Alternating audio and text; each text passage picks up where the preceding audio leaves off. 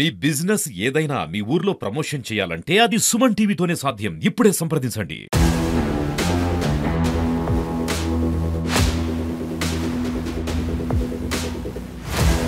రాష్ట్ర ప్రభుత్వం ప్రతిష్టాత్మక చేపట్టినటువంటి 6 గ్యారంటీల్లో 4 గ్యారంటీలను జనవరి 26 నాడు రాష్ట్ర ప్రభుత్వం కొంతమంది లబ్ధిదారులకు ప్రవేశపెట్టింది. దానికి సంబంధించి ఈ రోజు అంటే నిన్న మొన్నటి వరకు సర్వే నిర్వహించారు.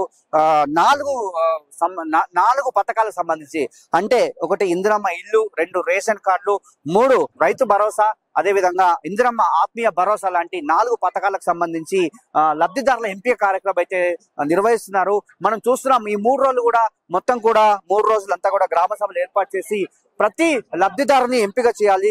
ఎందుకంటే ఎలాంటి పక్షపాతం లేకుండా లబ్ధిదారులను ఎంపిక చేయాలి. వారికి ఖచ్చితంగా ఇల్లే కానీ అదే విధంగా రైతు భరోసా కావచ్చు, లేదంటే ఇందిరమ్మ ఇల్లే కావచ్చు, రేషన్ కార్డే కావచ్చు, ఖచ్చితంగా ఇవ్వాల్సిందని చెప్పి రాష్ట్ర ప్రభుత్వం ప్రతిష్టాత్మక ఈ కార్యక్రమం చేపట్టింది.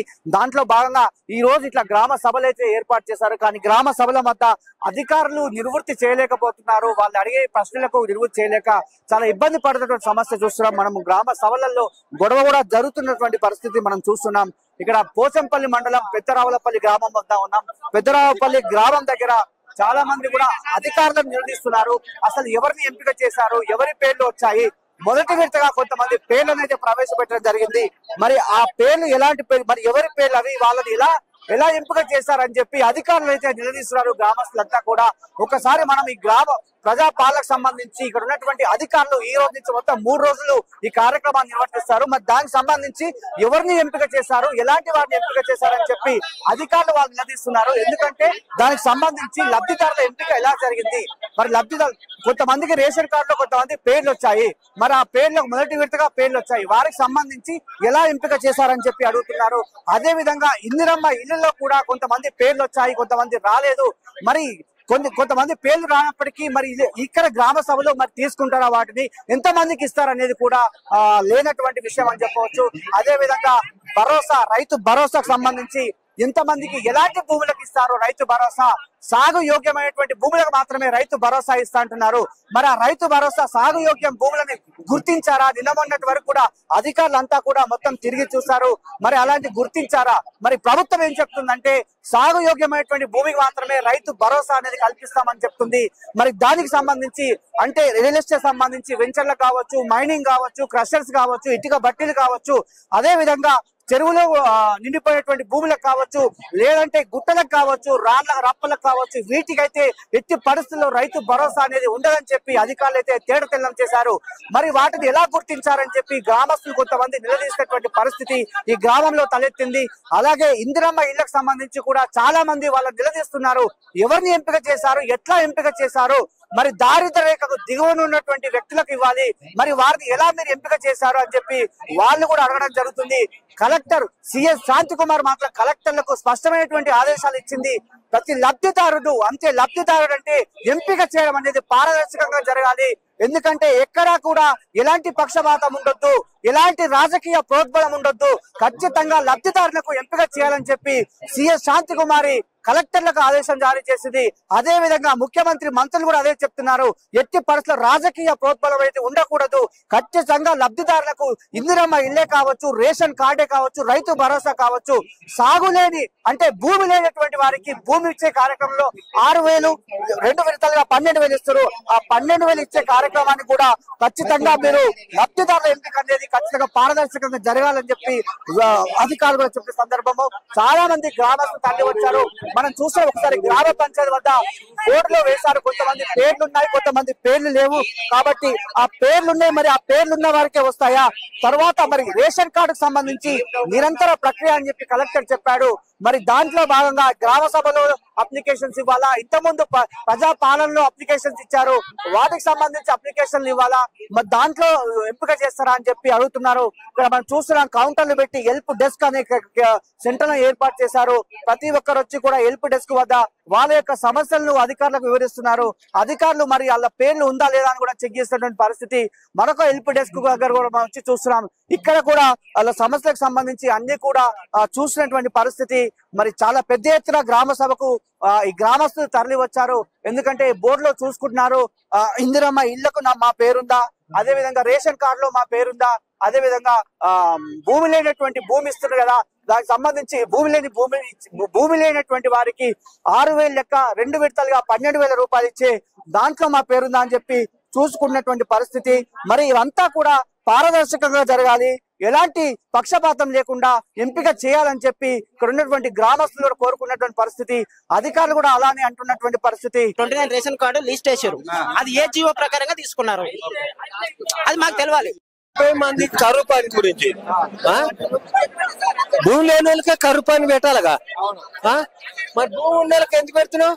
భూమి లేని వాళ్ళు అంటే అప్పుడు లేక అందరు పోయిస్తారు, ఉండోళ్ళు పోయి లేని వాళ్ళు పోయి. ఇప్పుడు భూమి లేని వాళ్ళు ముగ్గురు కొడుకులు, నేను 4 రమ్మన్నాం. మేము అప్లికేషన్ పెట్టుకున్నాం పూల సేకర్, మా పేరు రాలే. ఇప్పుడు ఏడా ఇప్పుడు పోతే అంతవరకు రాలే, వేరే వాళ్ళకి వచ్చినాయి. ఇప్పుడు పోయి అడగాలి ఏమంటారు. లేదు పూల సేకర్ అని లేదు. పేరు లేదు, రేషన్ కార్డు ఇల్లుకు లేదు లేదు, రైతు భరోసా అలా కూడా లేదు, మాకు లేదు. మేము ఇక్కడనే ఉంటాం రావులపిల్ల. మాకు ఇంద్రామిల్లు వస్తాయి, రెడ్డిస్ లోకి వస్తాయి, అవి రావు. ఒక రైతు బంధువు అప్పుడు వచ్చే కానీ ఇప్పుడు మొత్తం వస్తలేదు. నాకు ఇల్లు కూడా రాయాలి. రైతు భరోసా ఏమంటారు? ఇక రైతు భరోసా ఎప్పుడు వస్తుంది అందరికి ఇస్తే ఇస్తాడు. నాకు 3 ఎకరాలు ఉంది. మరి అప్పుడు కేసీఆర్ అప్పుడు ఇచ్చారు. ఇక పేరు అప్పుడు రైతు బంధువు లేవుంటాయి, వేస్తారుగా లేగా ఇల్లు లేవు. ఇందిరామ ఇళ్ళకే ఉంది, రేషన్ కార్డు ఉంది. రేషన్ కార్డు ఉంది. రాషన్ వస్తలేదు. ఏమి రాలేదు నీకు? రాషన్ రేషన్ కార్డు లేదా? పేరు లేదా? ఉందంటుంది. అప్లై చేయలేదు? చేసిన అంటున్నా. ఇప్పుడు 7-8 ఏంటి 20 ఏళ్ళకి ఎక్కువ అయిపోయింది. నేను తిరగబట్టి రేషన్ కార్డు రాలే. ఇప్పుడు అడిగితే ఏమంటారు? ఏమంటారు మరిగా? నాకు వచ్చింది అన్నాడు, ఏడ మండలంలో అన్నాడు. నీకు ఎందుకు 6 రోజులు ఇస్తాం సబ్జెక్ట్. ఇదేమో నాకు చదువు రాదు. 20 ఏళ్ళు. ఇందిరా మిల్లు లేదు, రాలేదు. ఇంకా చెప్తున్నారు కదా సార్, రాని వాళ్ళు అప్లికేషన్ పెట్టుకోవాలని చెప్తున్నారు. ఇప్పుడు చెప్తున్నారు కదా, ఇంత ముందు పెట్టుకున్నాం, ఎంక్వైరీకి వచ్చారు, ఇప్పుడు పెట్టుకోలేదు. నాకు రేషన్ కార్డు లేదు, ఇల్లు లేదు సార్. లేదు, ఇల్లు కూడా లేదు. పెట్టుకున్నాము, ఇంకా రాదు సార్. పెట్టినాం అప్పుడే ఆల్రెడీ, ఇంకా రాలేదు సార్. అది ఇప్పుడు పెట్టినాము, ఇప్పుడు మళ్ళీ పెట్టాలి. ఇక రాలేదు. ఇందిరా మిల్లు లేదు సార్, రాలేదు సార్. పెట్టలేదు సార్. ఉంది సార్. అవును సార్. 2 లేదు సార్. ఇందిరమ్మ ఇల్లు లేదు సార్. పెట్టుకోలేదు. పెడతా అంటారు. పెట్టమంటారు. ఇల్లు ఉంది, ఒక రూమ్ ఉంది. అప్లై చేస్తాం. చెప్పిరనుకో వాళ్ళకు, వాళ్ళ డీటెయిల్స్ అన్ని రాసి వాళ్ళకి అదే క్లిక్ చేసి వాళ్ళ అభ్యర్థి సంతకం మనకు ఎవరిస్తారు వాళ్ళ సంతకం తీసుకునే వారి సంతకం పెట్టించి వాళ్ళకి ఇచ్చేయడం సార్. అన్ని ఉన్నాయి సార్. ఆత్మీయ భరోసా, ఇందిరమ్మ ఇండ్లు, కొత్త రేషన్ కార్డు మంజూరు, ప్రస్తుతం రేషన్ కార్డు లో అదనపు పేర్లు చేర్చుట కొరకై అది రైతు భరోసా. ఇతరములు ఇంకేమైనా ఉంటే ఇప్పుడు అక్కడ చెప్పిన దాన్ని బట్టి అక్కడ పేర్లు లేకుంటే ఇక్కడికి వచ్చి మరి దరఖాస్తు రాసుకొని వచ్చి ఇక్కడ పేర్లు ఇవ్వాలి సార్. ఇస్తే మేము పిఎల్ఓ సార్, అదే వివోఏ మహిళా సంఘాల్లో పనిచేస్తాం. చెప్తున్నాం అక్కడ పేర్లు వస్తే వద్దు, పేర్లు రాకుంటే ఇవ్వండి, దరఖాస్తు ఏదైనా తీసుకుంటామని చెప్తున్నాం సార్. ఏం లేదు సార్, మేము ఇక్కడ చేయడానికి వివోఏ సార్. ఇప్పుడు అప్లికేషన్స్ ఏమైనా ఉంటే చేయడానికి కనెక్షన్ వచ్చినాం. వివోఏ చేస్తాను.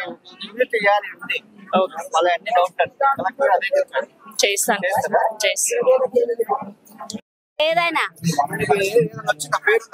వచ్చింది కరుపల్ల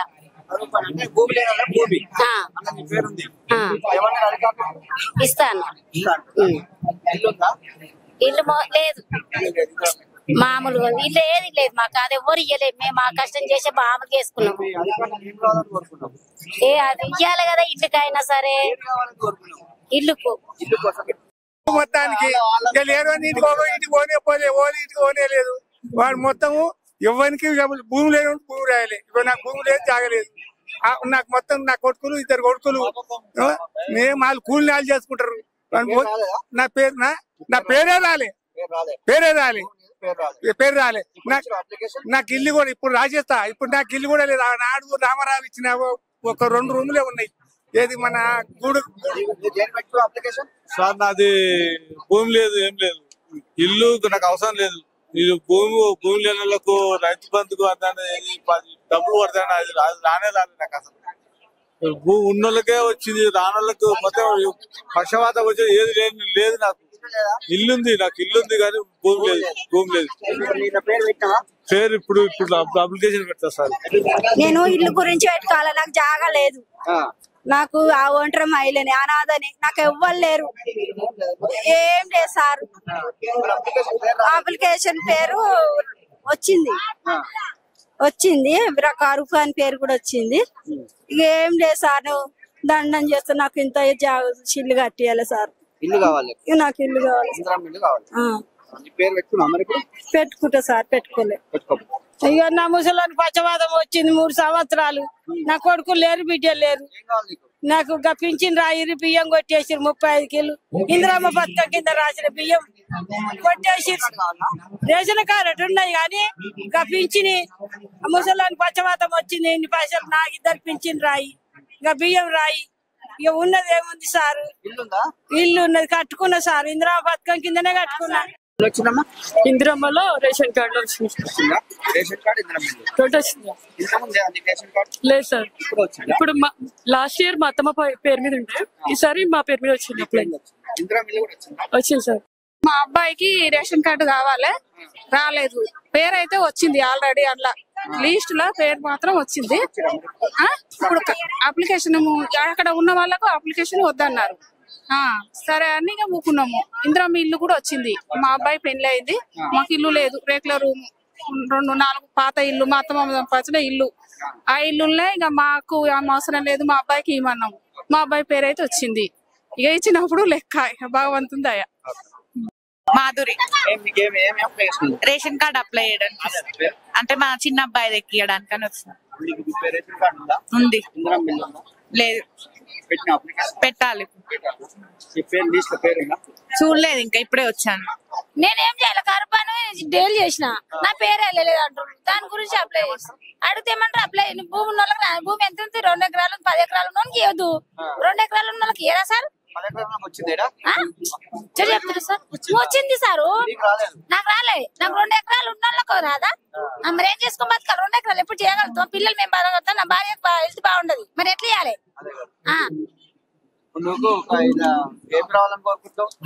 ఏం కావాలి? పని కావాలి, అన్ని కావాలి, ఇల్లు కూడా కావాలి. ఏం లేదు, 2 ఎకరాల భూమి ఉంది, నా భార్యకి హెల్త్ బాగుండదు. కన్నకాశం చేసుకుని 3 పిల్లలు, 2 పిల్లలు, 1 ఆడపాప, 2 ఆడపిల్లలు, 1 అబ్బాయి. ఎట్లా చదవాలి? 5 అడుగు జాగ ఉంది. నేను కూడా ఇల్లు కావాలని అప్లికేషన్ పెట్టినా. అప్లికేషన్ 1 అయింది, 2 అయింది. అయితే దాంట్లో మాకు పేరు రాలేదు. మాకు కట్టుకుందామంటే ఇలా కోటర్స్ ఉంది నాకు. ఆ కోటర్స్ కూడా మా వాళ్ళది ఎంతో అని తెచ్చి తీసుకున్నా. నాకు ఇల్లు కూడా రాలే. అందులో ఒక చుట్టపోడు వస్తే మాకు దాటరా సార్ ఆ ఇంట్లో. మాకు రాయలే ఇల్లు. రాయమంటే ఏంది, ఆడ ఈజీగా సార్, ఆడ బోర్డు లిస్ట్ లేదు. మళ్ళీ ఈ సాలరీ ఏం చెప్తారు అంటే మళ్ళీ అప్లికేషన్ పెట్టుకోని చెప్తారు. పెట్టినాం. నాకు 4 ఆపరేషన్లు. ఇంత పింఛన్ రాయమన్నా కానీ అదే సార్, అదే మాకు న్యాయంగా రాలే. నాకు 2 కొడుకులు, మళ్ళా నాకు 2 బిడ్డలు. నా ఇంట్లో నా ఫ్యామిలీ, నాది ఎంత కోటర్స్, అది అటు ఇటు దాటరాదే. ఒక చుట్టపోడు వస్తే ఇల్లు పెట్టుకుంటే రాలే. అదే ఇబ్బందులు ఉన్నా. ఎప్పుడు వచ్చినా అధికారులు ఏమంటారు, మళ్ళీ పెట్టుకున్నారు అప్లికేషన్. ఇప్పుడు పెట్టినాం. ప్రతిష్టాత్మకంగా చేపట్టినటువంటి 4 సంక్షేమ పథకాలు ప్రజలకు అందించే దాంట్లో భాగంగా గత వారం రోజుల నుంచి యావత్తు జిల్లా యంత్రాంగం, రాష్ట్ర యంత్రాంగం కూడా ఫీల్డ్ లెవెల్లో ఎంక్వైరీ చేసి వెరిఫికేషన్ చేసుకొని ఈ రోజు నుంచి గ్రామ సభలు మొదలుపెట్టుకున్నాం. దాంట్లో భాగంగా ఈరోజు మనము ఆలేరు మున్సిపాలిటీలోని 1st వార్డులో ఈ యొక్క గ్రామ సభ జరుపుకోవడం జరిగింది, వార్డు సభ. దీనికి మన హానరబుల్ గౌరవ విప్ గారు అటెండ్ కావడం జరిగింది, మిగతా అధికారులు, పీడీఆర్డీఏ. ప్రత్యేకించి ఇక్కడ ఏంటంటే రేషన్ కార్డు లేనటువంటి వాళ్ళకు ప్రతి ఒక్కరికి రేషన్ కార్డు ఇవ్వాలనేటటువంటి ఉద్దేశంతో రాష్ట్ర ప్రభుత్వం వాళ్ళందరి అప్లికేషన్ తీసుకోవడం జరిగింది. వాటన్నింటినీ కూడా ఎంక్వైరీ చేసి అర్హులైనటువంటి ప్రతి ఒక్కరికి రేషన్ కార్డు అందజేయబడుతుంది. ఈరోజు ఎవరైనా ఇప్పుడు ఇక్కడ మేము లిస్టు ప్రదర్శించడం జరిగింది. ఆ లిస్టులో పేరు లేని వాళ్ళు ఎవరైనా వచ్చుంటే ఇక్కడే అప్లికేషన్ ఇవ్వచ్చు. లేదా ఈరోజు రాని వాళ్ళు ఉంటే కూడా రేపు ఎల్లుండి కంటిన్యూగా మున్సిపల్ ఆఫీస్లో కానీ ఎంఆర్ఓ ఆఫీస్లో కానీ మీ సేవలో కానీ దరఖాస్తు పెట్టుకోవడానికి రాష్ట్ర ప్రభుత్వం మనకు అవకాశం కల్పించింది. దాన్ని సద్వినియోగం చేసుకొని అర్హులైనటువంటి ప్రతి ఒక్కరూ రేషన్ కార్డు పొందడానికి అవకాశం ఉంది. ఇవ్వడానికి కూడా యంత్రాంగం కసరత్తు చేస్తుంది, 100% ఇస్తుంది. ఆ తర్వాత ఇందిరమ్మ ఇండ్లకు సంబంధించి కూడా గతంలో మన వాళ్ళు ఎవరైతే అప్లికేషన్ పెట్టుకున్నారో ప్రజాపాలనలో వాటన్నిటిని కూడా ఎంక్వైరీ చేసి ఈ యొక్క ఆలేరు మున్సిపాలిటీ ఫస్ట్ వార్డులో 45 మంది లబ్ధిదారులని అర్హులుగా గుర్తించడం జరిగింది. అంటే 45 మందికి ఇంటి స్థలాలు ఉంది అర్హులు, 125 మంది ఇంటి స్థలాలు లేని వాళ్ళు కూడా అర్హులుగా గుర్తించడం జరిగింది. ఫస్ట్ ప్రయారిటీ ఇంటి స్థలం ఉండి అర్హులైనటువంటి వాళ్ళకి ఇవ్వడం జరుగుతుంది. సెకండ్ ఫేజ్లో ఆ ఇంటి స్థలం లేని వారికి వారు ప్లాట్ కొనుక్కున్నా ఇంకే రకంగానైనా ప్రభుత్వం ఆలోచన చేసి ఇవ్వడానికి సిద్ధంగా ఉంది. ఇకపోతే మూడవది రైతు భరోసా గతంలో మనకు ఎకరాకి కారుకు 5,000 చొప్పున సంవత్సరానికి 10,000 రూపాయలు ఇచ్చేది. గతంలో ఏంటంటే చాలా సందర్భాల్లో అంటే ప్రాపర్గా సర్వే చేయకుండా గుట్టలు, రాళ్ళు, కెనాల్స్, ఇండస్ట్రియల్స్ వాటికి ఇవ్వడం జరిగింది. ఇప్పుడు ప్రత్యేకించి revenue team, surveyors and agriculture శాఖ వీళ్ళందరూ కలిసి సమన్వయంతో ప్రతి గ్రామంలో లేఅవుట్స్, వెంచర్లు, తర్వాత ఫ్యాక్టరీలు, ఇండస్ట్రీస్, భూసేకరణ కింద జరిగినటువంటి భూములన్నింటినీ కూడా తీసివేసి ఒరిజినల్గా వ్యవసాయ యోగ్యమైనటువంటి వాటికి మాత్రమే రైతు భరోసా, అది కూడా ఎకరాకు 6,000 చొప్పున సంవత్సరానికి 2 కార్లకు 12,000 రూపాయలు అందిస్తుంది. దీని అందరూ కూడా ప్రజలు సద్వినియోగం చేసుకోవాలని ఈ యొక్క గ్రామ సభలు పెట్టుకుంటూ 26వ తారీఖు నుంచి ఈ 4 స్కీమ్లని రాష్ట్ర ప్రభుత్వం ఎలిజిబుల్ అయినటువంటి లబ్ధిదారులకు అందజేయడం జరుగుతుంది. కాబట్టి ఈ 4 పథకాలకు సంబంధించి రేషన్ కార్డులు, ఇందిరమ్మ ఇల్లు, ఇందిరమ్మ ఆత్మీయ భరోసా, అదేవిధంగా ఇందిరమ్మ రైతు భరోసా, ఈ 4 ప్రాజెక్టులు కూడా ఖచ్చితంగా లబ్ధిదారులకే ఇస్తాము, ఎట్లాంటి పక్షపాత ధోరణి కూడా మేము వ్యవహరించామని చెప్పి అధికారులు కూడా చెప్తున్నారు. కానీ ఇక్కడ ఉన్నటువంటి గ్రామస్తులు మాత్రం అధికారులు నిలదీస్తున్నారు. ఎందుకంటే మరి ఇక్కడ ఉన్నటువంటి ఈ ఎంపిక ఎలా జరిగింది, ఇక్కడ ఉన్నటువంటి పేర్లు ఎలా వచ్చాయి అని చెప్పి చాలా మంది నిలదీయడం జరిగింది. చాలా మందికి అంటే ఇక్కడ గ్రామస్తులు చెప్పినటువంటి విషయం ఏంటంటే, మాకంటే వారికంటే మేము బీదగా ఉన్నాము, దారిద్ర్య రేఖకు దిగువన ఉన్నాము, అయినా కూడా మా పేరు లేదు అని చెప్పి వాళ్ళు కూడా చెప్పినటువంటి సందర్భము. గతంలో ఊరూరు తిరిగి గ్రామ ప్రజాపాలనలో అప్లికేషన్ పెట్టుకున్నారు, మీ సేవలో అప్లికేషన్ పెట్టుకున్నారు, ఇంకా చాలా అప్లికేషన్స్ లో రేషన్ కార్డుకు సంబంధించి, ఇందిరమ్మ ఇళ్లకు సంబంధించి పెట్టుకున్నటువంటి సందర్భము. మరి వాటిని గుర్తించాల్సినటువంటి బాధ్యత ప్రభుత్వం పైన ఉంది. మరి కలెక్టర్ అయితే నిన్న మొన్నటి వరకు కూడా అధికారులతో కలిసి కలియ తిరిగాడు, మొత్తం కూడా అన్ని సెంటర్లను కూడా తిరిగినటువంటి పరిస్థితి. దాంట్లో ఎట్టి పరిస్థితుల్లో కూడా ఎలాంటి పక్షపాత ధోరణి మేము వ్యవహరించము, అధికారులు మాత్రం ఖచ్చితంగా ఎవరికైతే లబ్ధిదారులు ఉన్నారో ఖచ్చితంగా వారిని ఎంపిక చేస్తామని చెప్పి కలెక్టర్ అయితే చెప్పినటువంటి సందర్భము. ఈ గ్రామ సభలో మాత్రము వాళ్ళందరూ కూడా ఈ అధికారులను అయితే నిలదీస్తున్నారు. వారి యొక్క సమస్యలకు ఆన్సర్ ఇవ్వాల్సినటువంటి బాధ్యత అధికారులు కాబట్టి వాళ్ళు కూడా అక్కడ ఆన్సర్ ఇస్తున్నటువంటి పరిస్థితి అని చెప్పవచ్చు. మనం చూస్తున్నాం, గ్రామం అంతా కూడా అక్కడ తరలి వచ్చారు.